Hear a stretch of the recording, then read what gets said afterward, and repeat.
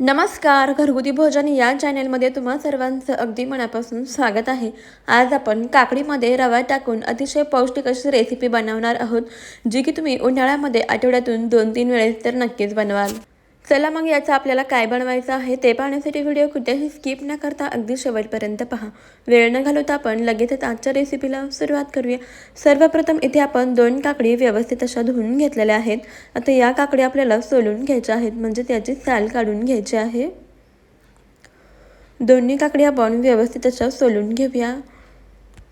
बऱ्याच वेळा पहा, उन्हाळ्यामध्ये ना जेवण जात नाही, काहीतरी थंडगार असं खावंसं वाटतं. त्यावेळेस तुम्ही काकडीपासून पोटाला थंडावा मिळेल असं मस्त झटपट असा हा पदार्थ बनवू शकता. पहा, इथे आपण दोन्ही काकडी व्यवस्थित अशा सोलून घेतलेल्या आहेत. आता काकडीचा जो टोकाचा खालचा भाग असतो ना, तो आपल्याला कट करायचा आहे. तर बऱ्याच वेळा काकडी कडू असतात, त्यामुळे काकडीचा एक तुकडा काढून खाऊन पाहायचा की काकडी कडू तर नाही ना. आणि त्यानंतर मग आता आपल्याला इथे एक छोटीशी किसणी घ्यायची आहे आणि या किसणीने आपल्याला काकडी किसून घ्यायची आहे. उभ्या आकारामध्ये याचा पातळ असा किस करून घ्यायचा आहे. पहा, छान असा इथे काकडीचा किस पडतो. संपूर्ण काकडी आपण अशीच किसून घेऊयात. तुमच्याकडे अशी छोटीशी किसणी नसेल तर तुम्ही मोठ्या किसणीने सुद्धा ही काकडी किसून घेऊ शकता. छान उभ्या आकारामध्ये आपल्याला याचा किस बनवून घ्यायचा आहे. चला आता आपण दुसरी काकडी सुद्धा अशीच किसून घेऊया. हा पदार्थ कोणतीही पूर्वतयारी न करता अतिशय झटपट तयार होतो. महत्त्वाचं म्हणजे अगदी कमीत कमी तेलामध्ये सुद्धा तयार होतो. आणि उन्हाळ्यामध्ये आपल्याला काहीतरी हलकं फुलकं खावंसं वाटतं, अशा वेळेस तुम्ही हा पौष्टिक असा पदार्थ नक्कीच बनवू शकता.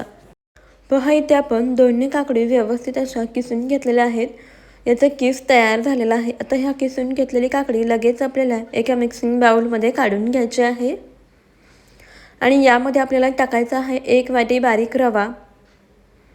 ज्या वाटीने रवा मोजून घेतला त्याच वाटीने पाव वाटी दही घालायचं आणि 1 वाटी मोजून पाणी घालायचं आहे.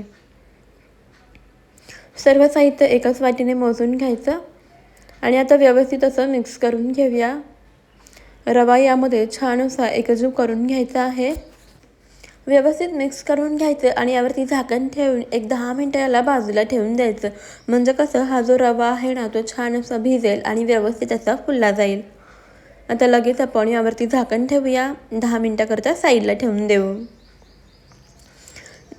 रवा भिजतोय तोपर्यंत इथे आपण काही भाज्या कट करून घेऊया. जसे की इथे मी घेतलेली आहे हिरवी मिरची, कांदा आणि कोथिंबीर. सर्व भाज्या छान बारीक अशा कट करून घ्यायच्या आहेत. तुम्ही इथे तुमच्या आवडीप्रमाणे आणखीन भाज्या ॲड करू शकता. जसं की गाजर असेल, बीटरूट असेल किंवा टोमॅटो असेल. ज्या काही तुम्हाला भाज्या आवडतात त्या तुम्ही यामध्ये ॲड करू शकता. सर्व भाज्या छान अगदी बारीक बारीक अशा चिरून घ्यायच्या आहेत. तर मंडळी, तुम्हाला एक निवेदन आहे की तुम्ही आपला हा व्हिडिओ कोणत्या शहरातून किंवा मग कोणत्या गावातून पाहत आहात ते मला कमेंटमध्ये नक्कीच कळवा.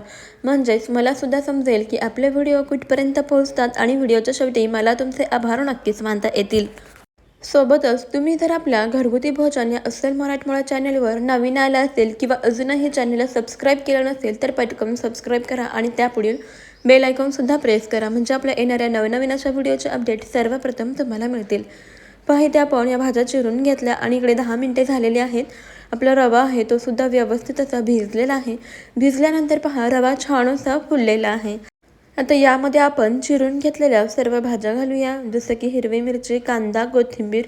तुम्ही तुमच्या आवडीप्रमाणे यामध्ये आणखीन भाज्या ॲड करू शकता, जेणेकरून हा पदार्थ आणखीनच पौष्टिक होईल. आता छान व्यवस्थित असं मिक्स करून घ्यायचं आहे, एकजीव करून घ्यायचं. त्यानंतर आपण यामध्ये घालूयात 1 चमचा जिरे. सोबतच चवीनुसार मीठ घालायचं आहे आणि व्यवस्थित असं मिक्स करून घ्यायचं आहे. छान मिक्स करून घेतलं की सर्वात शेवटी आपल्याला यामध्ये चिमूटभर खायचा सोडा घालायचा आहे आणि मिक्स करून घ्यायचं. मिश्रणाची कन्सिस्टन्सी पहा या स्वरूपाची आहे. यापेक्षा जास्त घट्ट किंवा जास्त पातळ आपल्याला मिश्रण नको. मिश्रण आपलं इथे तयार झालेलं आहे. आता लगेचच गॅसवरती आपले पॅन गरम करायला ठेवायचा. पॅन व्यवस्थित असा गरम झाला की याच्या सर्व साच्यांमध्ये आपल्याला तेल टाकायचं आहे. इथे मी तेलाचा वापर करत आहे. हवं तर तुम्ही तूप किंवा बटरसुद्धा वापरू शकता. सर्व साच्यांमध्ये तेल टाकायचं आणि हा पॅन हलकासा असा हलवून घ्यायचा, म्हणजे सर्व साचे व्यवस्थित ग्रीस होतात. आता लगेचच तयार केलेलं काकडीचं मिश्रण पॅनमध्ये भरून घ्यायचं. आता यामध्ये मिश्रण भरताना पहा, कडेने भरायला सुरुवात करायची आणि सर्वात शेवटी मध्यभागी घालायचे. कारण मध्यभागी गॅसची हीट भरपूर असते ना, त्यामुळे मधले आपे पटकन भाजले जातात, करपले जातात. त्यामुळे कडेने मिश्रण भरायला सुरुवात करायची आणि सर्वात शेवटी मध्यभागी घालायचे. तर इथे तुम्हाला समजलेच आहे की आज आपण मस्त पौष्टिक असे काकडीचे आप्पे बनवत आहोत, जे की अगदी झटपट तयार होतात. 10 ते 15 मिनिटांमध्ये तयार होतात. यासाठी कोणतीही आपल्याला इथे पूर्वतयारी करावी लागत नाही. हवं तेव्हा आपण झटपट असे हे काकडीचे आप्पे बनवू शकतो. आणि महत्त्वाचं म्हणजे अगदी कमीत कमी तेलामध्ये तयार होतात. उन्हाळ्यामध्ये सकाळच्या नाश्त्यासाठी तुम्ही हे मस्त पौष्टिक असे काकडीचे आप्पे जरूर बनवून पहा. सर्व साच्यांमध्ये आपण मिश्रण भरून घेतलं. आता गॅस आहे ना मध्यम ठेवायचा आहे आणि यावरती झाकण ठेवायचं. एक 4 ते 5 मिनटं आप्पे व्यवस्थित असे भाजून घ्यायचे. एक 4 मिनिटानंतर आपण यावरचं झाकण काढूया. पहा, आप्पे मस्त टम्म असे फुगून वरती आलेले आहेत. आता वरच्या बाजूने थोडंसं तेल सोडून घ्यायचं आणि लगेचच हे आप्पे आपण पलटवून घेऊया. पहा, खालच्या बाजूने आप्पे अगदी मस्त व्यवस्थित असे भाजले गेलेले आहेत. सर्व आप्पे आपल्याला पलटवून घ्यायचे आहे आणि दुसऱ्या बाजूने सुद्धा असेच व्यवस्थित भाजून घ्यायचे. मध्यम गॅसवरती आप्पे व्यवस्थित भाजून घ्यायचे, जेणेकरून हे आतमध्येपर्यंत शिजले जातात. सर्व आप्पे आपण पलटी करून चेक करून घेऊया. खालच्या बाजूने आप्पे व्यवस्थित भाजले गेलेत. दुसरी बाजूसुद्धा आपल्याला अशीच भाजून घ्यायची आहे. लहान मुलांना तुम्ही टिफिनसाठी हे पौष्टिक असे आप्पे बनवून देऊ शकता. पहा, लहान मुले किती आवडीने खातील. सर्व आप्पे आपण इथे पलटवून घेतलेले आहेत. आता दुसऱ्या बाजूने सुद्धा छान भाजून घेऊया.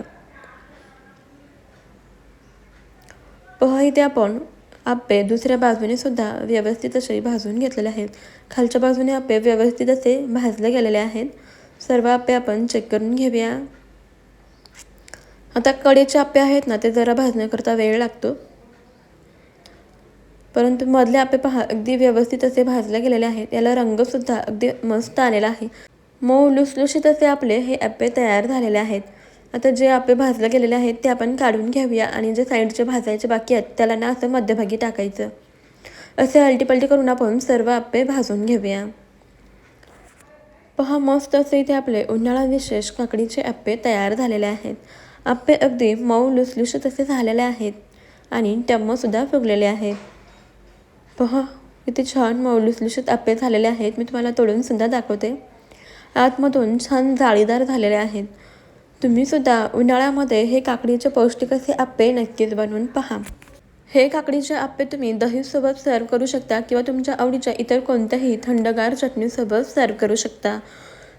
तुम्हाला आपली आजची ही रेसिपी आवडली असेल याची मला खात्री आहे. रेसिपी आवडली असेल तर एक लाईक नक्कीच करा आणि आपल्या घरगुती भोजन असेल मराठमोळा चॅनलला नक्की सबस्क्राईब करा आणि त्यापुढील बेल आयकॉनसुद्धा प्रेस करा. म्हणजेच आपलं येणाऱ्या नवनवीन भन्नाट आणि युनिक अशा रेसिपीचे अपडेट सर्वप्रथम तुम्हाला मिळतील.